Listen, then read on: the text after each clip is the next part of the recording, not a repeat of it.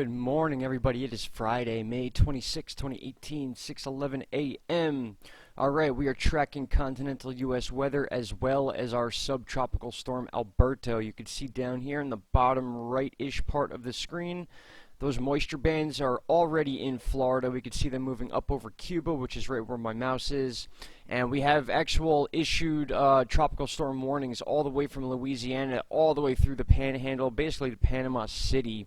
A lot of the models are in agreement now that we are going to be dealing with basically an Alabama-Mississippi eye wall landfall if this storm actually does develop an actual eye wall. Now, we are beginning to see some rotation. It's not as healthy as someone looking to see this storm actually form would be, but that doesn't mean anything because we could clearly see we are seeing these storms blowing up. We are beginning to see that left to right movement, that the counterclockwise rotation.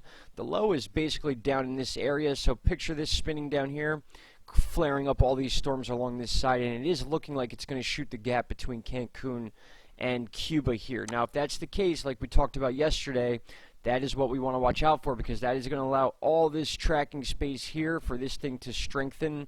We have very warm water in the Gulf right now, which is why they're issuing these warnings. You can see here, all this red color here are tropical storm warnings, and that is just going to move straight up. They've already given the warnings, like I said, all the way from Louisiana to Panama City in the Panhandle. That includes the entire exposed Gulf areas of Mississippi and Alabama. Then this thing is also going to move up. Whether this becomes a hurricane or not, guys, we need to understand that these storms, when they're named and when they become tropical depressions into tropical storms, that is very serious. We're talking coastal flooding, beach erosion, you name it. We've dealt with this before. We dealt with it all year last year, and it's just an early storm. We get to start early this year. There are 3 other tropical waves on their way. Will they develop? We don't know yet. We're going to find out, and we're going to keep you posted on it. But we have a lot of spotty storms going on in basically from the Great Lakes to the East Coast and everything in between. And we can look at that real quick on our, sorry guys, I have a lot of windows open today. A lot of information. So rain rates are going to be very interesting because you could see here Alabama, when you get into this orange color here, we're talking 6 to 10 inches of rain, and that's going to begin in the middle of the Gulf, far to the west coast of Florida. Like we said, the south part of Florida will see 4 to 6 inches of rain, some places even higher. Like I said, a lot of these models are very much agreeing on landfall, basically Alabama. You could see that. They're kind of shifting the time, though. The time here, Monday you will absolutely feel effects from it. There will be rain, but Tuesday would be an actual considered landfall based on the name storm. So it will have a landfall based on the fact that it has a name. If that can make, you guys can put that together in your heads. Ventus sky is showing about 50-mile-an-hour winds, possibly at landfall. Again, we need to watch out for this because this is where we need to keep an eye on this storm. Once it passes this gap, if it doesn't get interrupted by Cuba or Cancun, Mexico, that's when we need to really watch because this thing could change direction at any point. We do have spaghetti plots bringing this thing all the way to Texas now. But like I said, a lot of the models are agreeing that this thing is going to be an Alabama, Mississippi / Louisiana landfall. Also the Panhandle of Florida, when the eye wall is actually the calmer part of the storm. You get one part of the eye wall, and it's about a 50-mile radius of clear, almost clear weather. You can see blue sky sometimes, and then the next part of it comes. So anything extending about 75 miles per hour out of the central area of these storms is considered the threatening area, the area to watch, the warning area, so to say, which includes 3 different states because of the tight-knit borders here we have. So we have a lot of states that are going to be involved, a lot of states that may get state of emergency. We will provide those links like we did last year if that situation arises, but this is our first storm, guys. There's nothing to mess with. It's going to happen on Memorial Day / Tuesday afterwards, so a lot of plans are going to be ruined, unfortunately, but what can you do? This is weather. We can't control it. Take that for what you will. We won't get into that part. Anyway, as far as these storms go, let's take a look at tropical tidbits and see what these models are agreeing upon. So you can see we're on the European model here. Europeans have this thing going right into Alabama. Now if we switch to the GFS, which a lot of people are not relying on, we can't argue the fact that they are right on par with the European model. Probably just decided to do that because every other model was, but the 992 pressure you could see with the GFS our second version of the GFS, a little bit newer, the exact same spot, maybe a little bit more of a severe storm, excuse me. Still hitting on the same exact time, Monday the 28th. A lot of these models are showing Monday, some are showing Tuesday. Let's take a look at the Canadian model. Same exact area, maybe a little bit closer to the panhandle you could see here. So all the models are agreeing. Again, you got to take that for what it's worth too, because we've had seen this in the past where they are wrong after all agreeing on one area. But we could see here, we may clip Cuba, that may help the storm, or it may not. It may shoot the gap completely and have all this space here and go right into New Orleans. It could go into Mississippi, Alabama, or the panhandle of Florida. And then we got this weird green looking thing that this thing shoots over Cuba. It rubs the west coast of Florida, goes into the panhandle, up into the U.S., and then back down into the Gulf, and then into Texas. So we'll see what happens there with those guys.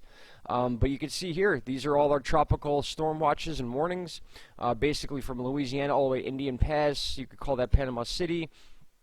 Basically, the entire panhandle of Florida is going to be involved in this, and the tiny exposed areas of Mississippi, Alabama. We could see here our current stats for this storm. Let's actually refresh the page in case anything has changed. Okay, we have gusts at 45 kilometers, 1,006 millibars. It's actually 1,005 now, I saw. And we are moving in a north, which way are we moving, actually? Location. We could punch this into Google Earth, but we'll keep that for this afternoon. We're going to have a big update this afternoon. Got to work a couple hours, and then we're going to be all over this storm. So that's where we're at right now, guys, with this thing. It is not a tropical storm yet. It is a subtropical storm. But again, we have other waves coming. I want you to check this out, too. This is the Sahara dust. We talk about this sometimes. There are scientists that believe, including myself, I'm not a scientist, obviously, but I believe that the dust from the Sahara in Africa aids in storms forming. If you remember, we looked at this chart about 2 weeks ago, and there was a little bit out in this area, and now this is beginning to flow along our warm water belt that we watch towards the middle of hurricane season, when we start getting our hurricanes that come from the Cape Verde Islands all the way down across the Atlantic Ocean into the Leeward Islands, and then we got Puerto Rico, Dominican Republic, so on and so forth. And we could see how this like bow is starting to happen. So these storms, that's when they start tracking this way and they get stronger and stronger and stronger. Some of these particles and dust in the air actually aid in these storms clinging together and actually forming. I can make a separate video about that for anyone that has questions about that type of stuff, but it is very real, in my opinion, that particles, they've even talked about this on mainstream news, or mainstream weather rather, that a lot of the reason why these storms stick together and become these big storms that we see, basically hurricanes are a mix of a bunch of different storms that mix together, become depressions, and then we move on to tropical storms, and then our category 1 through 5 hurricanes. And that's due to them being able to cling together, whether it be naturally or whether it be because of particles. So that is something we need to look into and talk about some more, which we will. I know a lot of people in the comments like to talk about that stuff as well. So once again, guys, check out the center of the country here. We have a lot of spotty storms going on. This is all moving into the northeast. As you can see, the Great Lakes storm is moving into the northeast, and then we got a lot of this moisture that's going to be pushed up, and then we have all the moisture from Alberto, which is going to push through the southern states here in the Gulf, and then it's going to move up into the northeast. So eventually that's going to turn into rain for the entire southeast, including the northeast later on in the week after the holiday. We got a little bit of a wave coming in through the Baja region, and then another part storm that is kind of moving in some weird directions here that is coming in through Washington and Oregon we need to keep an eye on as well.